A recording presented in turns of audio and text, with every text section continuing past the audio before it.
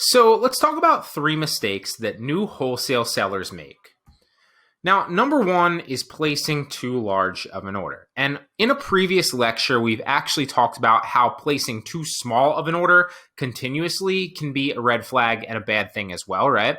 So obviously it goes without saying you don't want to keep placing small orders, but when you're starting and when you're a new seller and you're just ordering wholesale for the first couple times, it's a different ballgame, okay?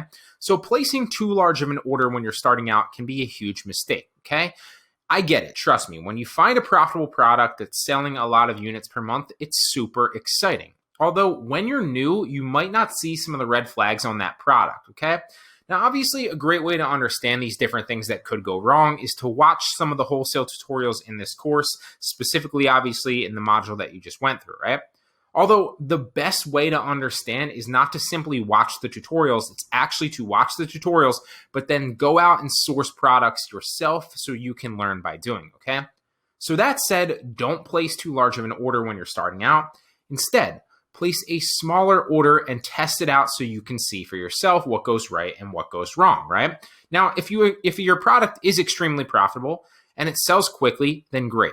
Congratulations, you just sourced your first profitable wholesale product, and now you can replicate it and source more products with similar indicators that look like it. If it's not as profitable as you thought, though, or it doesn't sell as quickly, or maybe other competitors jump on the listing, or any number of other things potentially go wrong, then again, congratulations, right? That's not a failure. It's just experience and it's feedback. You just learned a lot about what could go wrong, and now you'll know all those things for the future for your next products. And at worst, honestly, it'll probably take you a little bit longer to get your money back, so you'll have a slight cash flow issue because it didn't sell as fast as you wanted, but you'll still get the majority of your money back, so it's not like you're out those products, right? When I say things that can go wrong on a wholesale listing, usually it just means your profit isn't as high potentially as you expected, but you're still somewhat profitable, or you're breaking even, or your items don't sell as fast as you expected them to, and so your cash flow is tied up for a little bit longer than you expected, right? So even if it's, a lot of things can go wrong with a listing, right? But even if it's one of these things or a couple of them, it does not mean it's horrible and you're going to lose all your money. It's just an indicator of, hey, this is a potential red flag, so I should avoid it in the future, right? So when you're starting out, do not place too large of an order. Test and learn.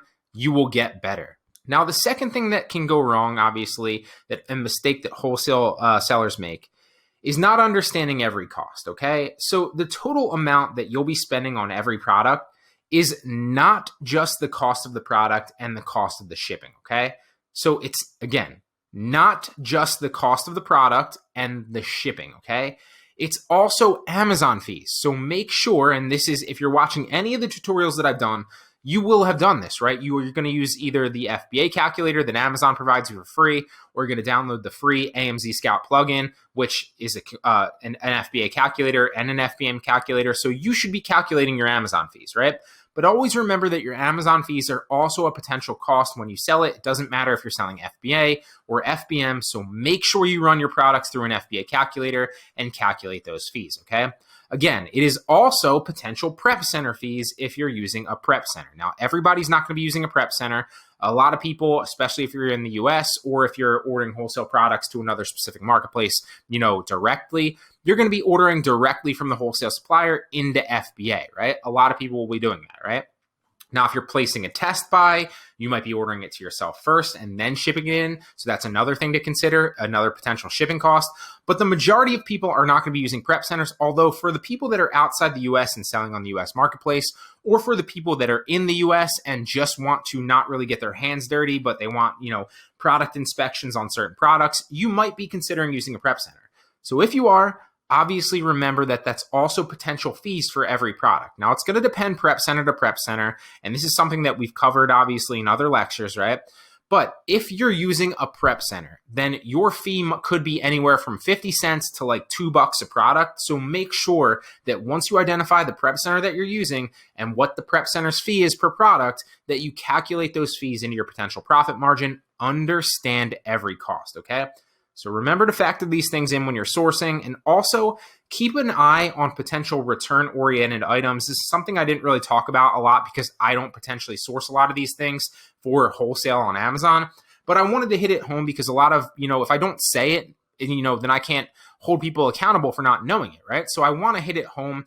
Avoid potential return-oriented items like clothing, for example, or breakable products. Those are two of the ones that are most prevalent. So clothing can be return-oriented because, for example, if you're sourcing like a bunch of different sizes, well, people that especially when they're shopping on Amazon, they might shop and buy like a small, but then realize that they're a medium, right? So they return the small, and then obviously if they return the small and they don't categorize the return correctly, then you might be out that item and you might be losing out on that money, right? So that's why I avoid clothing when I'm sourcing a lot of times, wholesale specifically for Amazon. Now you can source wholesale for eBay, Poshmark, and Mercari, obviously, or things like that, because those aren't as easily to return.